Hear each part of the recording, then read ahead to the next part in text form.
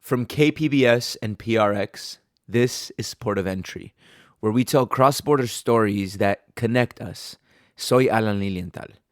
Before we begin, I just wanted to let you know that Port of Entry is on Instagram and Facebook, and we'd love it if you could friend and follow us on those platforms if that's your thing.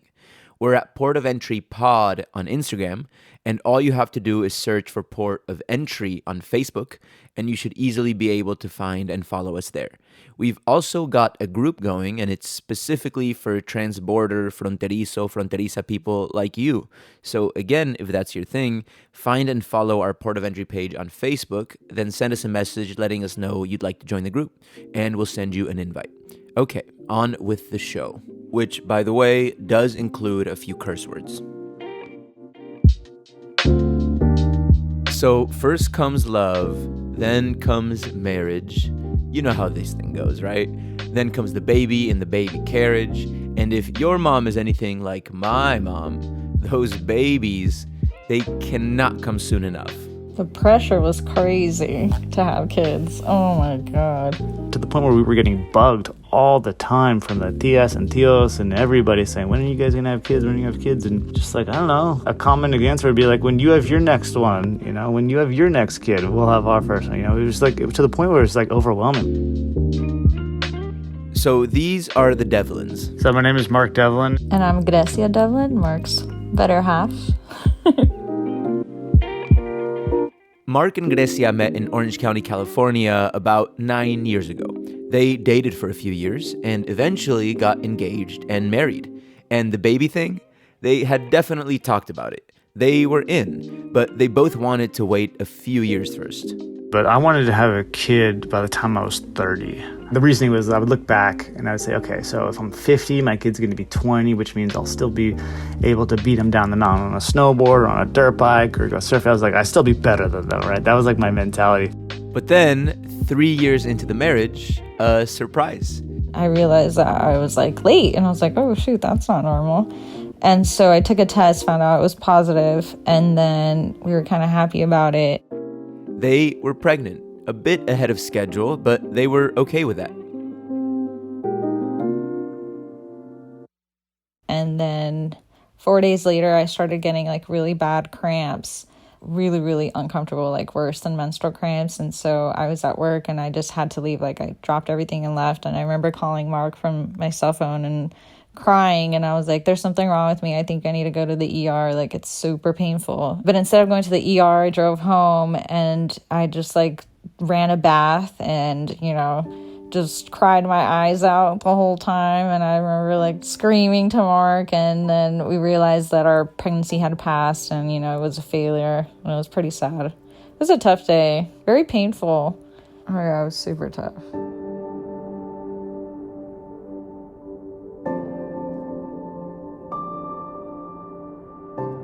When you go through a miscarriage as a woman, like, you obviously see that as a big failure. I failed, like, my body failed. I could not, grow this child inside of me. And so I immediately was like, there's something wrong with me. Nothing was actually wrong with Grecia, but something was off. We had no idea how lucky that one pregnancy actually was. Well, not only that, but to find out, quickly after that we were going to have complications, like to have an actual normal conception, to quickly find out that is incredibly rare with our situation. We had no idea how lucky we were for that pregnancy. And then, of course, it ending in failure it was tough for sure.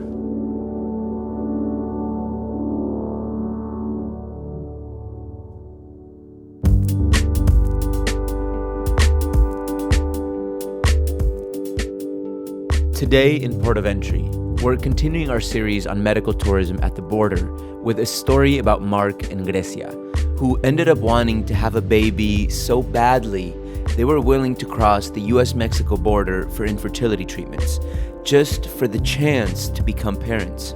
For me, it was like the light bulb, ding! I was like, well, TJ is right here, and we love Mexico. I was like, why don't we just think about Mexico?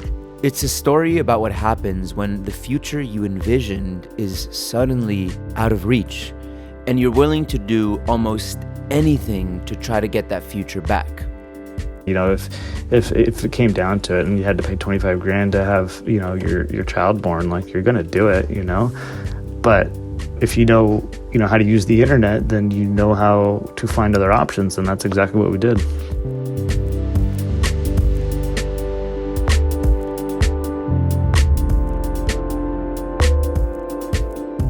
No te vayas, volveremos en unos segundos.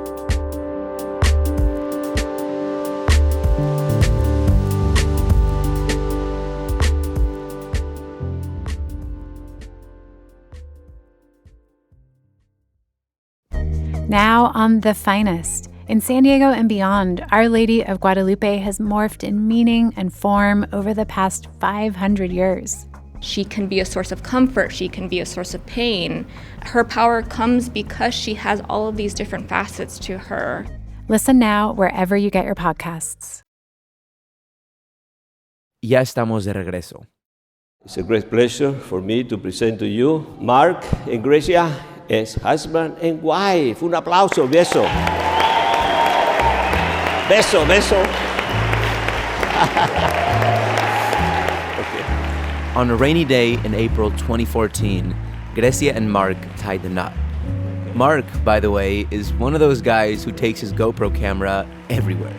And for their big day, he actually convinced the priest to wear the camera during the ceremony.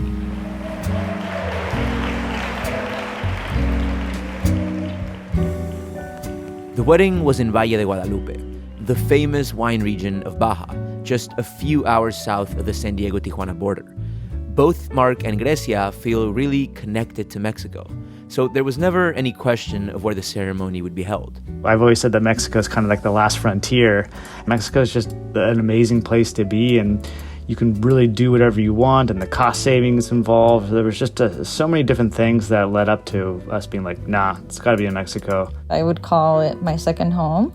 And then a big factor for me was choosing a place where my family in Mexico that wasn't able to cross the border because they don't have visas or passports.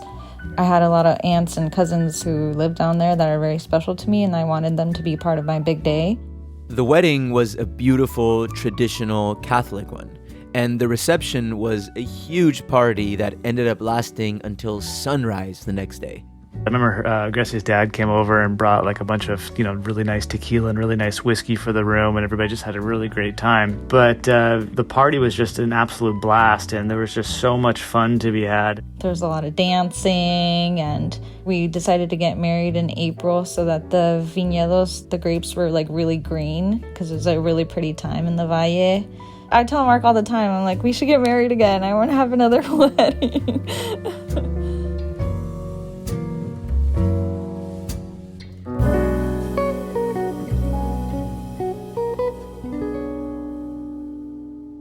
3 years later came that surprise pregnancy, and then the miscarriage. And I think that kind of like made us realize like, wow, like we sort of got happy when we knew we were going to have a baby. And now that we don't, we're kind of sad, and made us want it even more. So then we decided that it was a time to start trying, like we were ready to take the next step and try to have a baby. So yeah, after the miscarriage, Mark and Grecia officially started trying for real this time. To the point where like you start monitoring your cycles, like, you read on like how to conceive a child, We tried for a whole year to March 2018, and that's when I was like, maybe there's something wrong because, we've specifically like tried to have kids exactly for a year. So Mark and Grecia did what lots of couples in this situation do. They went to see a fertility doctor in Dana Point, where they live. California, by the way, has become a top destination for fertility treatments. Clients are coming in from China and all over the world to get top-notch fertility treatment here. The state is home to some of the country's most innovative biotech labs, surrogacy brokers, and egg donation agencies. And California's good weather and beaches even play a role. Because if you have to get reproduction assistance, you may as well do it somewhere nice. In any case, when Mark and Grecia's tests from their visit at a fertility clinic came back, the results were not at all what they expected. It was very shocking because we did not suspect Mark at all. I don't know why, but we just didn't. And so when we got it, it was very like, oh, like, whoa, that's not what we wanted to know. We went on a walk one day and Mark was like, you know, like, I don't know if I'm going to be able to provide for you in the sense. I don't know if I'm going to be able to give you children. So if that's something that you really want, maybe we need to talk about, like, if we're going to work out together as a couple, if we can't have kids, like, is this what we want together? And if not, like, should we go our separate ways so that you can find children with someone that you can? And I was like, what? Are you crazy? So there's all kinds of science-y terms for what was going on with Mark. But basically, he's got plenty of sperm, but they move slow and just aren't that interested in their job, which is swimming quickly toward an egg. The news was a total gut punch for Mark. Definitely felt some pain and some fear and some embarrassment and just the overall sense of not feeling like the same man I was before I knew that information. Like the whole feeling of being like lesser of a man, like why can't I give her an easy pregnancy, you know, why?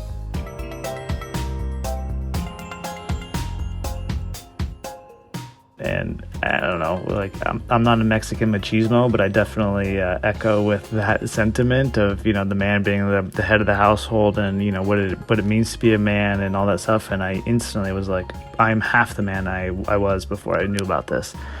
And that was the most emotional thing for me, which is just, first of all, like, are we ever going to have children now? Is it even possible? At the very beginning, I was deflated and took it as the end. But it wasn't the end. Actually, it was just the beginning. Immediately after talking them through the test results, the fertility doctor presented Mark and Grecia with a menu of options. They read you, like, the cost of things, you know, like, you know, this is what you have to do if you want to conceive a child. It's going to cost this much for medication, this much for surgery, this much, you know. And so after they read you their options, then you choose if you want to proceed with that doctor or, like, how far do you want to go through this process of, you know, having a child. And then you start researching a bunch of stuff. Like, I remember just, like, clicking up articles and articles and articles about all this information and learning, like, oh, this person tried this and this doctor says, you know, you should do this first. So I don't know, it's just a very overwhelming time. I remember it was very overwhelming. All the research Mark and Grecia did after that appointment ended up pointing in one direction: in vitro fertilization, or IVF. It's hands down the most effective fertility treatment. At first, Mark and Grecia were just shopping around, meeting doctors who all had something different to say about their chances of IVF success. So all this is like a big process. And like, as you're going through, like, you're just swiping the credit card, right? Like, every consultation is like not covered by insurance. So it's like, you know, that's how you start IVF. But each consultation left Mark with a bad taste in his mouth. It just all felt way too transactional. I felt like they were taking advantage of us, you know, like you're telling us it's not likely going to work, but you're also saying it maybe, you know, you give it a chance, you know. So like, are you really here to help us, or are you here just to make some money off of us? And that's when I was just like, you know what, screw these people. The prices they were being quoted were about $25,000 for the cost of the procedure, plus all the medications and follow-ups. And their insurance was going to cover exactly none of it. Every state is different, but in California, insurance companies are required to cover some infertility treatments. But IVF is not one of them. And you're just like, wait, what? 20? That's when you start like questioning, you know, the U.S. like healthcare system. We're like, wait a sec. So if humans are kind of required in our society to continue our society, like, why isn't something like infertility covered by your health insurance? You know, like, that seems like one of the most important things to have covered, in my opinion. If I want to continue my bloodline, I want to make sure that I can do so, but I guess I can't, and now I got to do it all out of pocket. And seeing that price tag on it, I was just like, wait, this is gonna be $25,000? And that's when we started looking at other options. So Mark is a techie guy who works in the software industry, and he was just totally convinced there had to be a better option out there, an option he could find if he just searched the internet long and hard enough. I was on Reddit, looking around on Reddit, but also, looking into other avenues, and people would do these things where they do like pregnancy vacations, where they would go to Puerto Rico or the Dominican Republic, into all these other areas where, if I'm going to spend $25,000 anyway, why do it in my backyard while I'm staying at home? Why not go spend a month in Puerto Rico or spend a month in wherever in order to enjoy the scenery, because you're going to have to be doing constant weekly meetings and ultrasounds anyway, right? So IVF or pregnant fertility tourism is a real thing that people do. That's when that light bulb went off, and Mark thought, what about Tijuana? I've never done any medical tourism in TJ because for everything in my life, insurance is covered in the United States. Why would I go south of the border? But I have had friends experience, dental work in TJ and stuff with great success. So, it's like, hey, well, let's do a consultation down there before we make any decisions. And that's when TJ got into the mix. Grecia, though, was not down. Her family is from Mexico, and she spends so much time there, she considers it her second home. But she's still had some preconceived notions, especially when it came to Tijuana, a city cursed with a bad rep, but also about the quality of medical care in Mexico. And she's not totally off base. Really terrible things have happened when it comes to IVF, and not just in Mexico. They happen on this side of the border too. The business of reproductive medicine is not subject to proper oversight. That's one of the conclusions drawn from an in-depth Reveal study from the Center for Investigative Reporting. There's even an entire season of a public media podcast called Sick that's focused on an IVF doctor who used his own sperm to impregnate his unsuspecting clients. He's fathered at least 70 children. Here's one of them talking to the podcast hosts. You never really had any interest in knowing who your biological father was. Yeah. You obviously know now. Yeah. Does that sort of mess with you a little bit? Yeah, for the sheer fact that a part of me is from an individual who took advantage of women. He was playing God. You kind of think, did he get into this profession to basically violate women and get off on it? So that messes with you. Am I who I am sometimes because of him? There have also been stories about doctors implanting the wrong eggs into women and other IVF nightmares. And then there are lots of stories about botched plastic surgeries and weight loss procedures that U.S. citizens get in Tijuana to save money. Some of those people have died or ended up in emergency rooms back on this side of the border. When Mark brought up Tijuana, I was like, heck no. Because I had heard horror stories of people going down to Mexico, to get, ladies going to get their boob job or getting their lipo or work done on their face and they stole someone's kidney while they were under anesthesia or, this lady started hemorrhaging and they had to drive her across the border to get medical help. So I was just like, oh my gosh, no, I don't want to do that down there. And I was like, oh, they're probably going to steal my babies or, stuff like that. Yeah, I was just hesitant about it. Mark, though, kept bringing up the Tijuana option, and Grecia kept hesitating. But Mark was persistent enough that Grecia eventually was willing to at least check it out. And then we finally went down there, and we get there, and this clinic is super nice. It was clean. The people were very friendly, and we were sitting in the lobby, and I was like, oh wow, this is legit. I was very surprised of how the place was. I did not expect that whatsoever. It was such like a different experience. Yeah, after the first time I was like, oh yeah, okay, we'll do it. It wasn't scary at all. I don't feel like I'm being haggled here. I don't feel like I'm being stiffed by anybody, because it was expected that I was going to be paying for a service. I think they quoted right out the gate like something like $6,500 for the egg extraction. Well, first of all, for the medications, right? And the medications have their own influence on the process. Medications, which are a huge cost in the United States for this procedure. The egg extraction, the conception, the implantation, I think all of that was quoted at like $6,500. We're like, sold, you're a guy, From there, Mark and Grecia had appointments nearly every Wednesday for several weeks. They drive to Tijuana in the morning, about an hour and a half or 2-hour drive depending on traffic, go to the appointment, then get in the Sentry lane and cross right back to the US. Mark's role was simple. My job was to ejaculate into a cup. But Grecia had to do all kinds of really difficult things.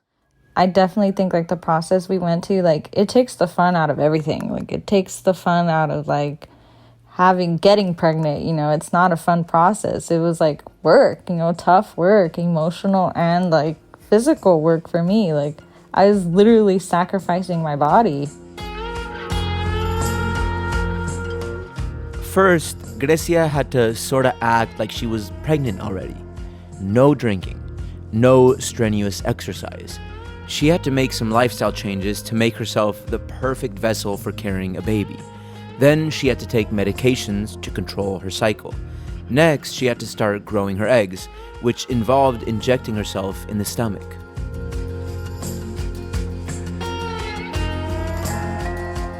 And like they give you like a box of needles and like syringes, and that was crazy because then you're like, oh shoot, like I have to drive like a box of syringes and needles across the border to inject myself. But it was scary. Yeah, I did feel like a drug dealer. I was like, oh no. And then about 3 months later, it was egg retrieval day, a process that required Grecia to go under anesthesia so the doctors could carefully extract the eggs she'd worked so hard to grow. This was actually the most intense, scariest part of the whole process for Grecia.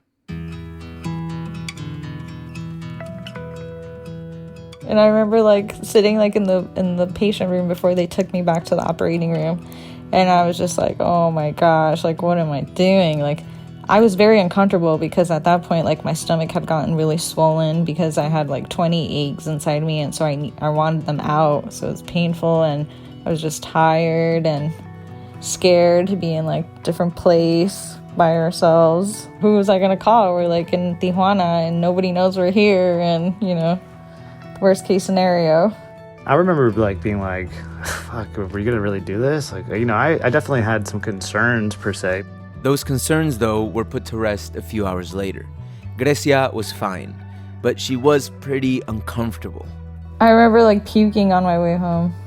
It was gnarly, but yeah. Because, you just had surgery. They put you under anesthesia, like if you had your appendix out or something like that, you're all drugged. So I remember like I vomited on a drive back, and it was very painful. In the car crossing back from Tijuana to San Diego, Mark remembers feeling a huge amount of guilt. All those injections, all the meds, all the checkups and poking and prodding, everything Grecia was going through was because of him. And he'd added to the stress by making her go through it all while outside her comfort zone in Tijuana. Why does she have to go through this in a different country? Maybe not so much guilt from the fact that we had to go through IVF in the first place, but guilt that maybe I dragged her down into Mexico to do it. She went through the brunt of it all. I had it fairly easy, I was essentially just the bank, and she was the one that had to take the pain, and she really was the one that sacrificed everything because of my biological failures. Grecia's extracted eggs were mixed with Mark's sperm. Then it was back down to Tijuana so the doctor could put 2 of the fertilized eggs back into Grecia's uterus. It's another part of the process that Mark couldn't resist capturing on his GoPro. Going to Mexico for the last time. Where we going, babe? Not one last time. Where we going? To Mexico. What for? I don't want to record this. This is awkward. Picking up our babies. Mexico. I wish you could see the video of this moment, because the look Grecia gives Mark is so classic. She's just completely annoyed by Mark, and she clearly just was not in the mood for a GoPro cameo. For Grecia, this was a really big moment.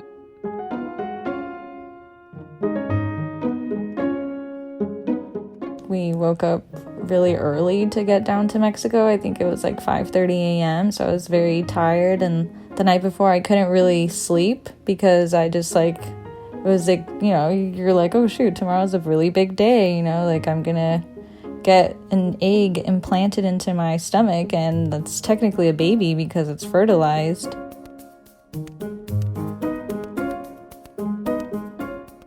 Concibo.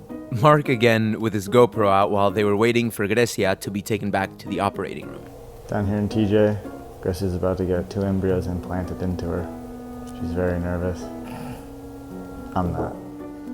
And yeah, they just lay you down on the table and whoop, in goes the embryo, and you lay there for like 20 minutes and then you're all good to go. And then we just get in the car, drive back home.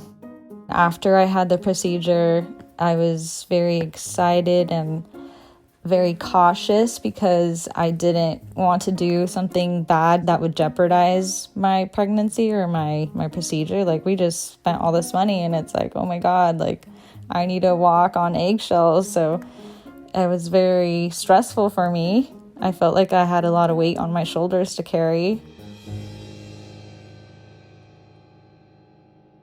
Grecia and Mark allowed themselves to feel a little excited, but mostly they felt really nervous. One or both eggs the doctor had injected into Grecia could take and start growing into babies, so they could be having twins. Or neither egg could take and they'd be back to square one. We'll find out the results after a quick break. No toquen ese dial digital.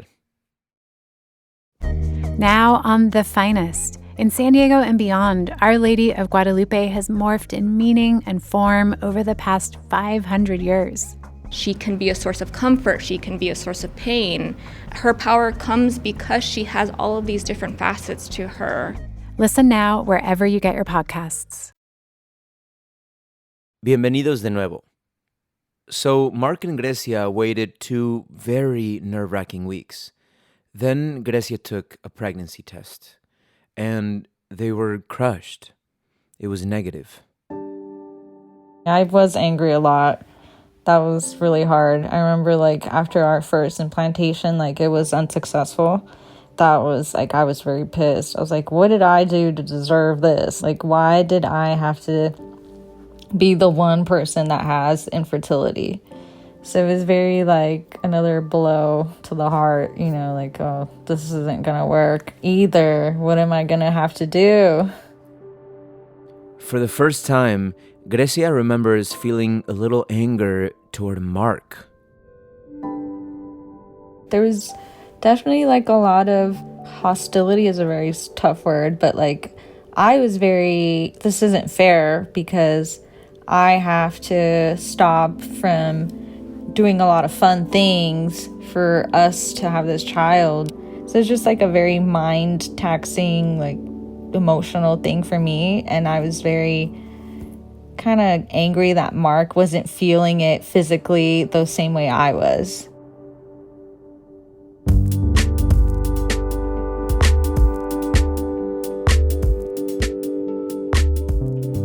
At this point, Grecia and Mark were down, but not out. Not yet, anyway. They had to wait for Grecia's cycle, but the next time she was ready, they went right back down to Tijuana to try again. They had more fertilized eggs waiting in the lab in Tijuana, and they weren't ready to give up just yet. Again, the doctor implanted 2 eggs to increase the chances of success. How do you feel, babe? Normal. I don't feel anything different. You don't feel anything different? No, I just feel like I have a pee like a minute. Another GoPro moment outside the clinic in Tijuana after the second implantation.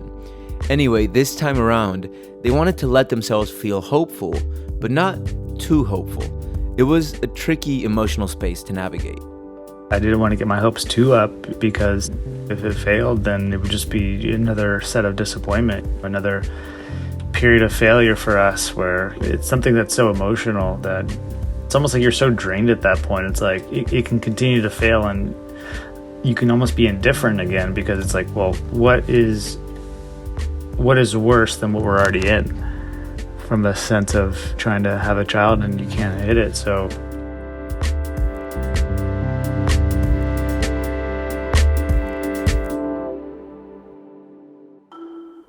then came the waiting game again.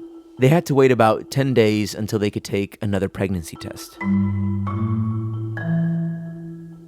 I had like a mental breakdown because I hadn't felt a thing, I felt completely normal. I felt like I hadn't gone through anything. Nothing in my body felt different. I didn't notice anything, off or anything different from the first time that failed.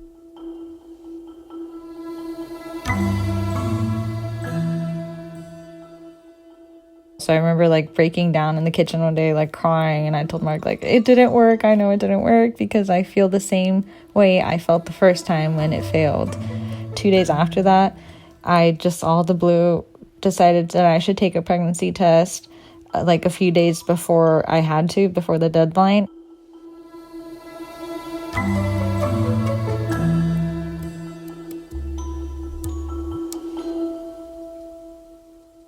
And it turned out to be positive. And I remember I was like, oh shit, it actually worked, wow. And it was just it's like a very happy feeling, but then you're also very guarded because I already had gone through a miscarriage a few years before and the first cycle had failed. So I was keeping my guard up for failure because we had been through a lot at that point. I knew that I had to be guarded and be happy, but only to a certain degree because I didn't want to break my heart.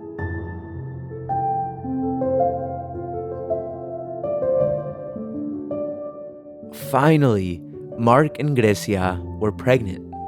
But like Grecia said, they felt like they could allow themselves to be happy, but not too happy, at least not yet, just in case something went wrong.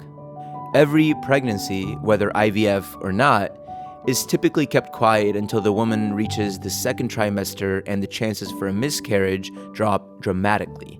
But as the weeks went on and on, they slowly and very cautiously allowed themselves to relax. We started getting really happy because we're like, oh my God, it's actually growing and it's growing really good and it looks really healthy. And I remember it was the week of Christmas Eve. And on Christmas Eve night was the first day I got nauseous. And that was I felt the worst I've ever felt in my life because it's the terrible feeling and you can't smell anything because you just want to vomit. But then I was the most happiest I've ever been because I'm oh my God, it actually worked. That was when it all started becoming a big reality to me. And I think at that point I started losing a lot of my fear for my pregnancy, I was more welcoming it and I was actually letting myself start getting happy. Eventually, Grecia and Mark did feel confident enough to share their big news with the world.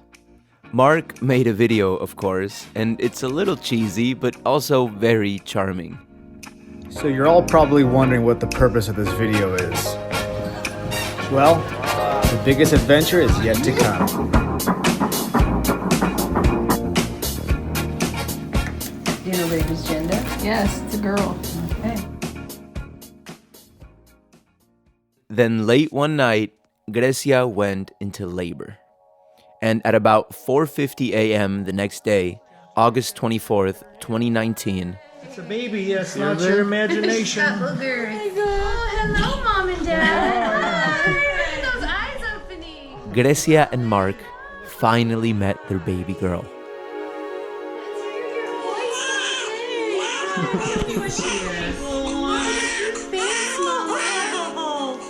You go for it, sister. She's perfect. She is. Hi, little pumpkin. You did it.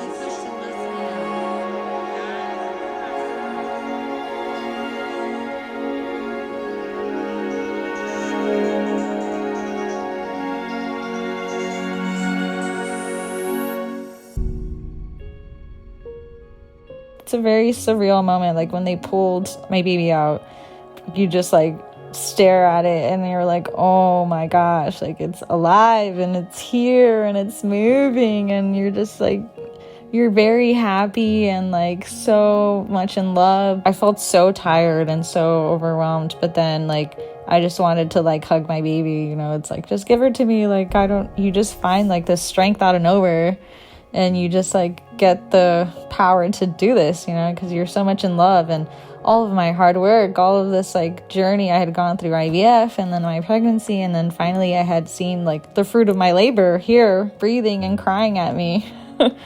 So I don't know, it's just a very happy experience.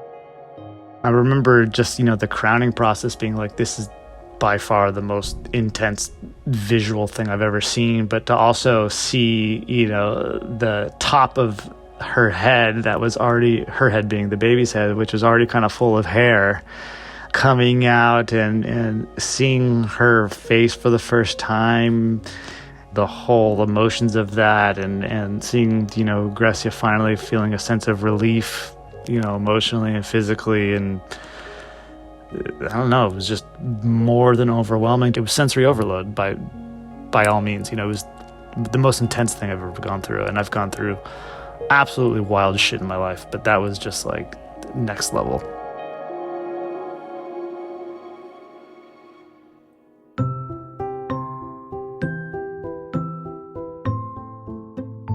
So yeah, Mark and Grecia are the proud parents of a healthy little bilingual girl. Hi everybody, mi nombre es Grecia.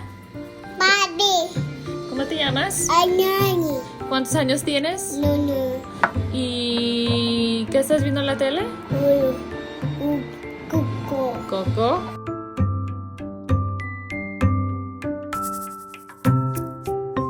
But at first, Grecia and Mark didn't tell many people what they went through to have her. They were a little embarrassed, ashamed even. Most people probably still don't even know that, you know, technically our daughter was conceived in Mexico. It's like, Grecia's pregnant. Okay, well, that's great. You know, you're pregnant. Fantastic. When did you guys start trying? You know, meanwhile, they don't know that for the last 2 years, we've been going through hell to even get to this point, you know? So it's just like, I don't know, it just wasn't something that we were openly eager to talk about at the time. But over time, their feelings changed. And both Grecia and Mark found themselves wanting to share their story, so people stuck in their situation could learn about other options in Tijuana. There was a shift of embarrassment to pride that happened. Embarrassment that you had to even do that in the first place, to prideful that you were successful in it and that you were able to go through all of that and accomplish the goal that you set out to do. Maybe it was the pride in Grecia, maybe it was the pride in the process, and both of us made me want to talk about it. But I think the shift for me was, it's nice, well, not nice, but like how Mark said, it's something like I'm proud of that I went through, like something that made me a stronger person. And now I feel like I want to share it and share my experience. And I just don't want people to feel alone. And the more I'm sharing with friends and people that I'm meeting, like the more I'm learning and finding out that a lot of people struggle to get pregnant. I feel like it's something that we need to normalize more, because people only speak of the happy experiences and like the oops babies, but no one really likes to share about the hard struggles and bad sides of pregnancy, you know what I mean? Mark actually went on Reddit, where he wrote these very intimate posts sharing all the details of their international IVF story. The story is worth telling, and it's something that I'm prideful about now, you know, and it's, you know, it is abnormal to seek this out of a different country and do that, but I wanted to just tell that experience.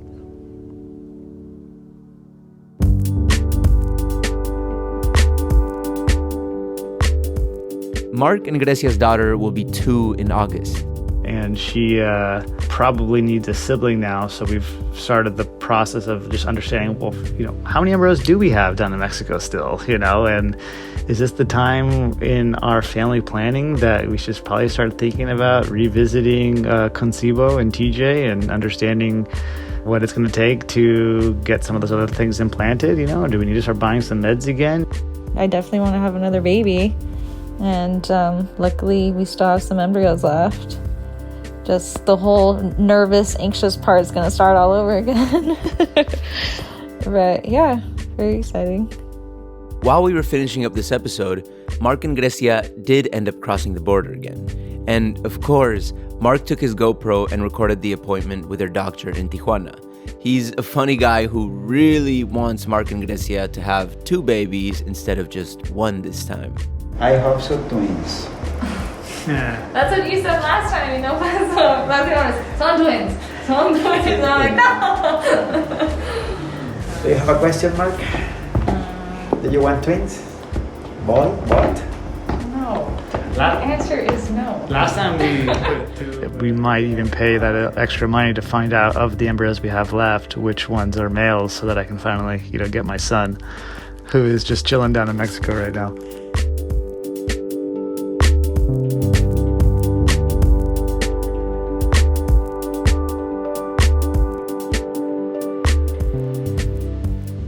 Next time on Port of Entry. Good morning. It is 7:39. I have my appointment today at Obesity Not For Me in Mexico, in Tijuana, to be specific.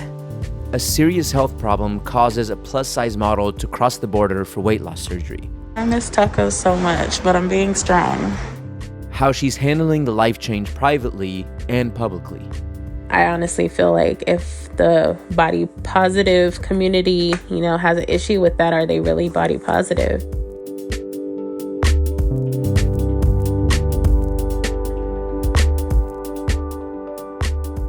Port of Entry is written and produced by Kinsee Morlan. Emily Jankowski is the co-producer and director of sound design. Alisa Barba is our editor. Lisa Morrisette is operations manager, and John Decker is the interim associate general manager of content. This program is made possible in part by the Corporation for Public Broadcasting, a private corporation funded by the American people. I'm Alan Lilienthal. Gracias por su atención.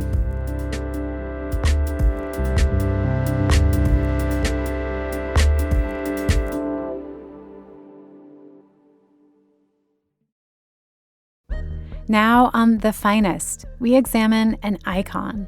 Our Lady of Guadalupe has been a powerful symbol for 500 years, and artists have reimagined her as a source of resilience and pride. Listen now wherever you get your podcasts.